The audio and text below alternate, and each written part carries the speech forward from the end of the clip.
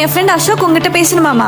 ஏய், என்ன ஆம்பளை பசங்க கூட ஃப்ரெண்ட்ஷிப் வச்சிருக்கியா? ஃபர்ஸ்ட் கட் பண்ண. இன்னைக்கு என்ன பேச சொல்லுவ? நாளைக்கு அவனை வீட்டுக்குள்ள கூட்டிட்டு வந்து ஆடுவ. ஒழுங்கு மாதிரிதான் பொம்பளையா நடந்துக்கோ.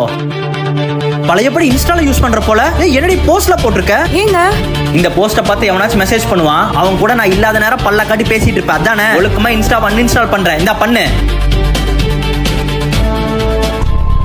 எதுக்குங்க என் பொண்ணுங்க ஃப்ரெண்ட்ஸ் நம்பர் கூட டெலீட் பண்ணி வச்சிருக்கீங்க? ஏய், அவங்களாம் சரியில்லை. அவங்க கூட சேர்ந்து நீயும் கெட்டு போயிருவ. அதான் பண்ணேன். இங்க பாரு, இனிமேல் இன்ஸ்டா ஃபேஸ்புக் எதுவுமே யூஸ் பண்ணக்கூடாது. என் கூட மட்டும் தான் பேசணும். ஹலோ சொல்லுடி. வந்துட்டேன்.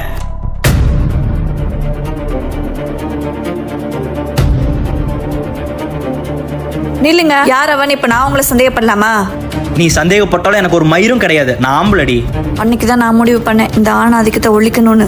டிவோர்ஸ் இந்த காலத்து பொண்ணுங்களெல்லாம் படிக்கவே விட்டுருக்க கூடாது. நல்லா யோசிக்க கத்துட்டீங்கடி.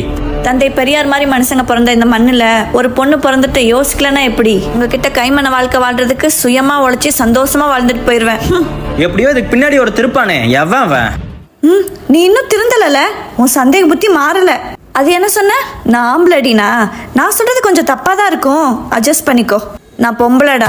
என் பின்னாடி 1000 பேர் இருக்கலாம். ஏன் இல்லாட்டி கூட போகலாம். அது ஏன் இஷ்டம். கண்ட நாய் தப்பா நினைச்சாலும் எனக்கு கவலை இல்லை.